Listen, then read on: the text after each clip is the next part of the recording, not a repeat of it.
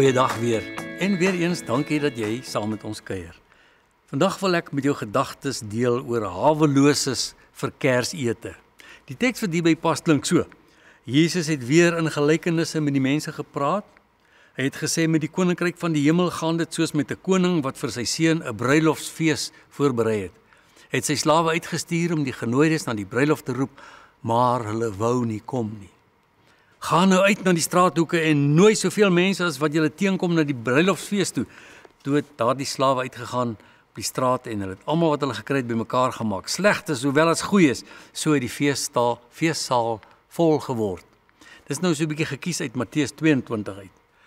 Soos die Matteus evangelie opbou na die klimaks, Jesus se kruisdood, maar veral sy opstanding, word die konflik tussen hom en die volksleiers al hoe hewiger. Hulle kon nie en wou nie aanvaar dat hierdie gewone man, wat gewone mense selfs veragtelik is in sy geselskap met sy woorde diep raak, iemand besonders kon wees nie. Beslis nie die Messias nie. Hy is te gewoon daarvoor. En daarom probeer hulle om hom te troef op elke denkbare manier. Jesus op sy beurt daal nie tot op hulle vlak nie. En as hy met hulle in aanraking kom, is sy woorde gelaai met betekenis wat ver bo hul begrip uitstyg. Veral verstaan hulle nie die sentrale tema van sy missie nie, die koms van die koninkryk van God. Natuurlik is 'n briljante beeld van ons Vader se koninkryk 'n fees, maar veral 'n bruilofsfees. En weer eens dop die geleerdes hierdie begripstoets. Die fees is oop vir almal en die uitnodiging is onbeperk. Tog lees ons en die genooides stel nie belang nie. Trouwens, sommige van die boodskappers wat hierdie uitnodigings aflewer, verloor hulle lewens.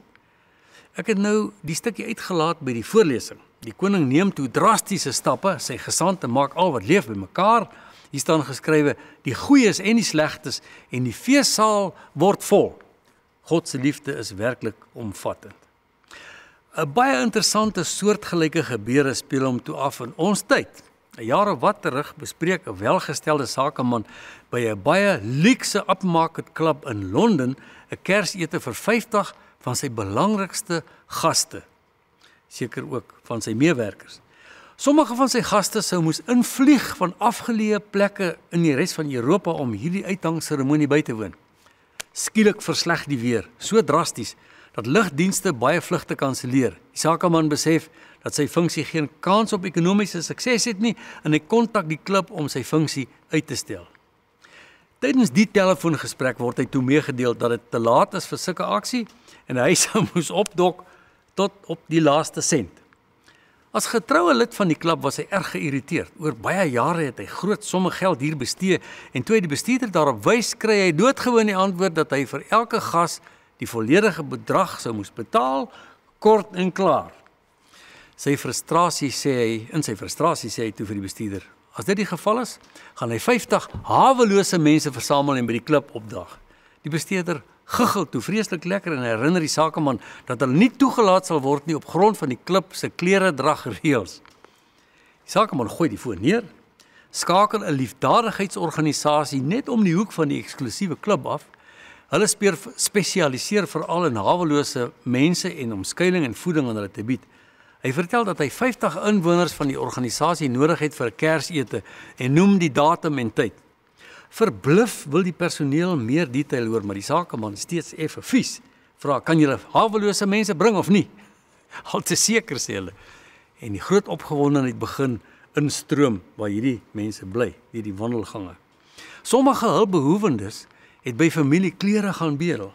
Dit was immers 'n prestige plek en geleentheid. Ander het bolangs gewas en 'n bietjie reukwater gebedel, maar uiteindelik daag 50 haweloses by die uitgesoekte eetplek op.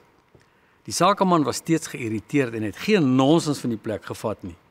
Om die waardigheid te red en soverre dit nog kon gebeur, het kelners en personeel maar ingespring en die teenwoordiges getrakteer op die hoë vlak geregte uit die kombuis. Tot almal se verbasing het die personeel van die eliteklub ook meegevoer geraak met die gaste en die joligheid was groot. Die bestuurder van die sentrum vir haweloses waar die inwoners gehuisves was ook stom verbaas oor die reaksie van sy mense.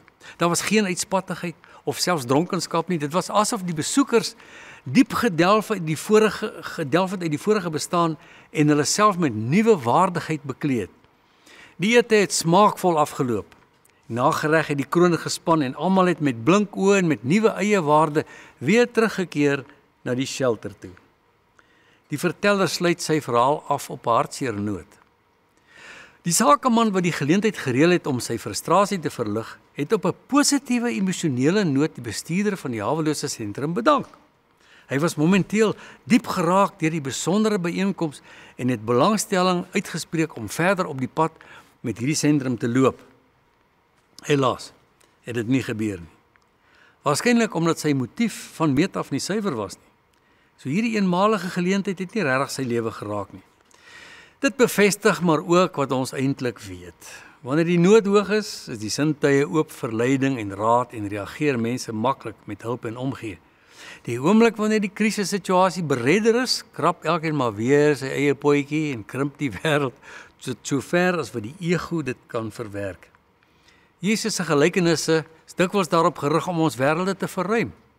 Hoe voel jy daaroor?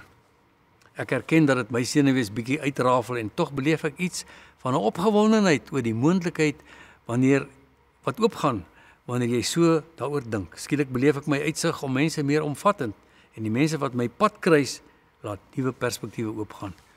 Jesus is by ons. Ons moet net mooi kyk.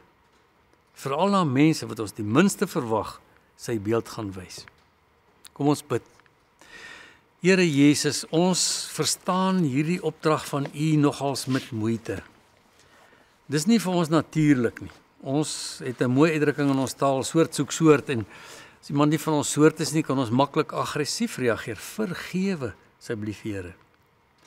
En maak ons harte ruim. Gees van Christus, kom wanneer ons stil word voor die troon van die Vader en laat dit in ons gedagtes ingebrand word, dat ons geroep is om juis vir mense minder as ons 'n lig, 'n uitkoms en 'n geskenk te wees.